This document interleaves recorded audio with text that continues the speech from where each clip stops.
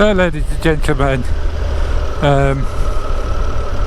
here I am on the Tiger 1200,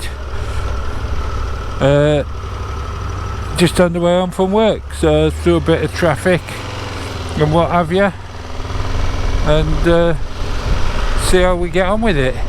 I mean, to be quite honest, it's been pretty faultless so far, and this is the sort of final hours of my time with it, and it's been very pleasurable, even though we had still running in and can't use its full potential, so to speak, but we can go to the national speed limit, so I mean, difficult to show more of its full potential in terms of outright speed. Yes, we can't do the acceleration, but you know, as I've always said, this is the reality, isn't it? This is what we're stuck with, and this was my biggest fear with something this size, is through towns, you know, tight turn, slow speed, stop start, putting your foot down. How heavy is it? Does it get unbalanced easily? Does it get upset? And no, it doesn't. In many ways, this is a very easy motorcycle to ride. Yeah, that's what I'd say so far. I'm just looking up at those clouds, and I know the GoPro brightens everything up a little bit, but I tell you, those clouds look pretty angry to me, and I ain't got my waterproofs. I know I never have my waterproofs, and that's not true. I always have waterproofs, except for when it rains. I don't know if there's a moral to that story, whether I need to permanently carry them.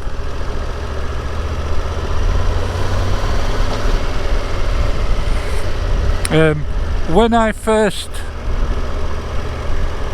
got on this, I thought that the throttle was a bit jerky and it was a bit lurchy, and now you know, a few days and it's not. I've got used to it, and I think that's down, you know, it could be the shaft drive. It's so direct, there's no little slack. Oh look, I can see myself in the back of that van. Yeah, splendiferous. Quite a handsome chap, really. Never realised that. I mean, I know all I can see is my helmet and my sunglasses and my camera, which actually makes me look a little bit like Darth Vader, I suppose. But nevertheless, yeah, so Triumph Tiger 1200, it's been a pleasure. If I'd bought this instead of the Tiger 900, I wouldn't be disappointed. I wouldn't be disappointed at all. No, it's in fact, I'm just looking at its lights. Look, it's got two lights. Fancy that. It does irritate me, one light lit and one not lit. It saves so many wasted answers about, no, my bulb hasn't gone, doesn't it? Yeah. If you don't know what I mean, it doesn't matter. If you do know what I mean, you know what I mean.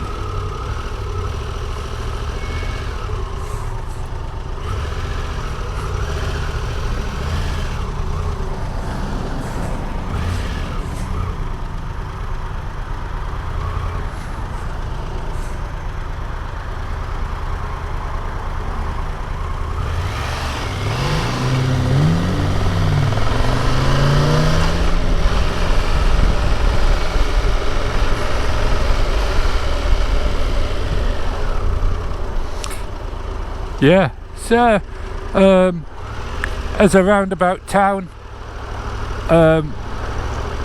there are better bikes for town, but are there better big bikes? Not that I've ridden. I mean, I don't know how you would get a bigger bike to be better than this around town, to be honest. Maybe I need to ride more big bikes, I don't know, but yeah, so little trip onto the A14, into the black cloud, and we'll see what happens. Hopefully I won't get too wet.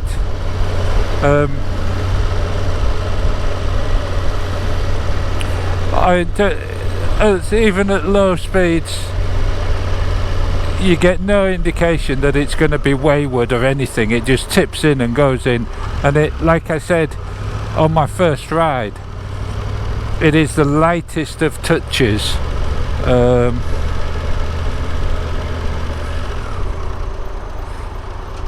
It is the lightest of touches to steer it, turn it, balance it. There's just nothing to it for such a big heavy lump. And I'll get on to the ground handling later on at the other end of the A14.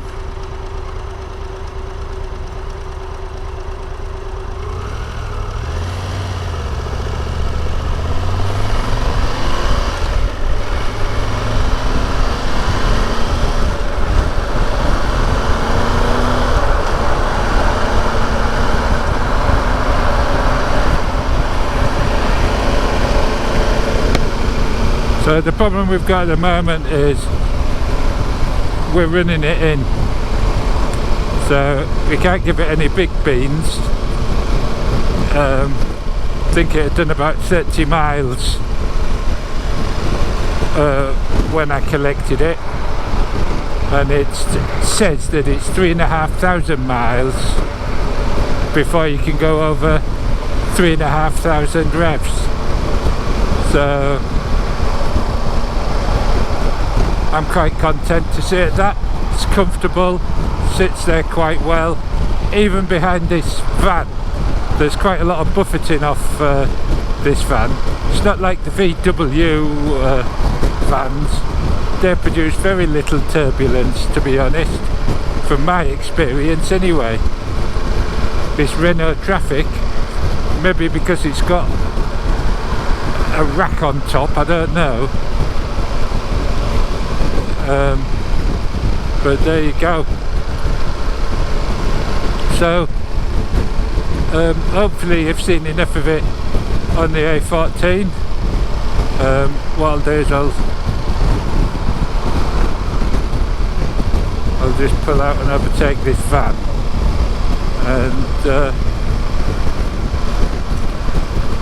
get the cruise control on, and I'll turn you off. So I'll see you shortly. Just brought you online quickly just to show you how angry this sky is. Yeah, typical, isn't it? This is what happens, ladies and gentlemen, if you don't take your waterproofs. Just so as you know, you can't say you haven't been warned. So ladies and gentlemen, I've had another blast down the A14 where it rained and I got dry, and then it rained again, and then I got dry again, and then it rained again, and now it's sort of dry-ish. But the Tiger didn't put a foot wrong. Absolutely splendiferous.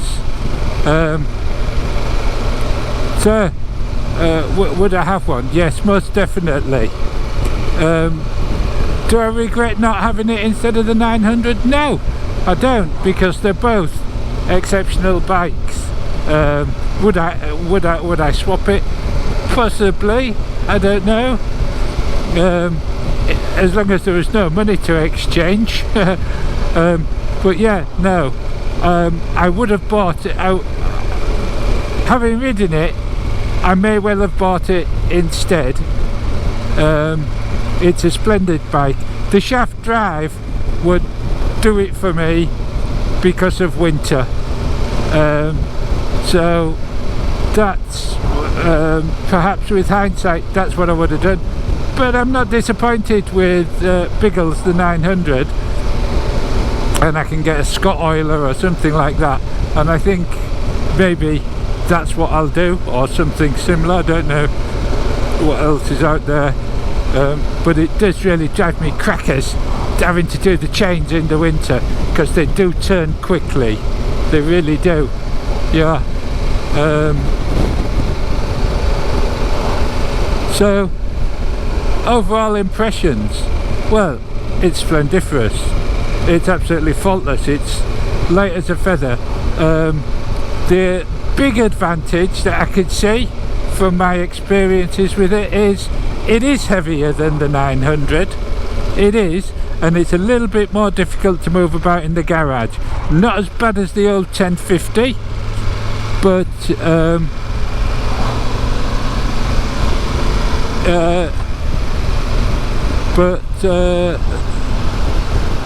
not as light and as easy to move about as Biggles the 900. I would say there's a definite difference there, but manageable even for someone like me at 30 miles an hour. So yeah, so I've really enjoyed it. It's going to be sad to see it go, but you know, I've got Bertie, I've got Wendy, I've got all my other bikes there, but this has been a really nice bike to ride and to commute with and to go shopping with. You know, I've done everything with it that I would do with a bike. The one thing I haven't done with it is the very thing that it's designed to do, and that's I haven't done a really long journey, you know, a 2-day journey, something like that. I haven't done that, but I have confidence that it would do that from, you know, the 30-40 miles I've done up and down the A14. Once you've done 10 miles on the A14, you've got a rough idea about what it's going to do for the rest of the time, haven't you? Yeah. The difficulty comes in the little stop-start business, isn't it? Round tight corners, turning,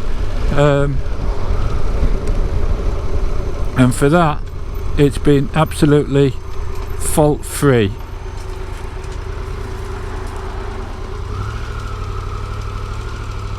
Yeah, marvellous. So what I'll do is I'll just stop it here a second, and we'll do a little bit of a walk around. Marvellous.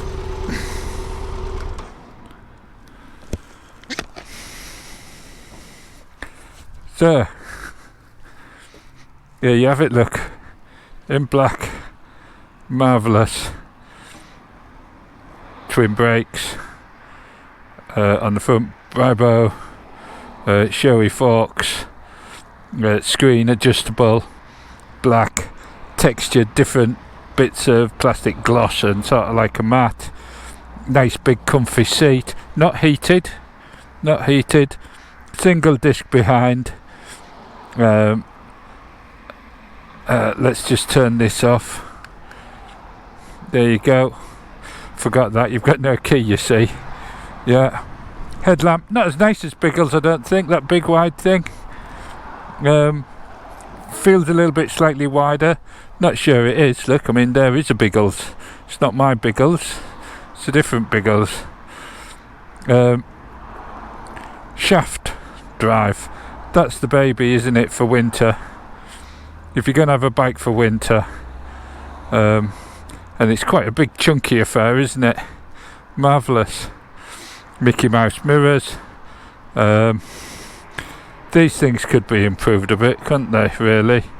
That's but you know, functional, and I'm a functionalist. It's got everything you want. Phone charger and what have you is under here, same as Biggles. Socket here, and it doesn't have a socket there. Mine's big. Oh no, it's there. Look, it's got a socket there.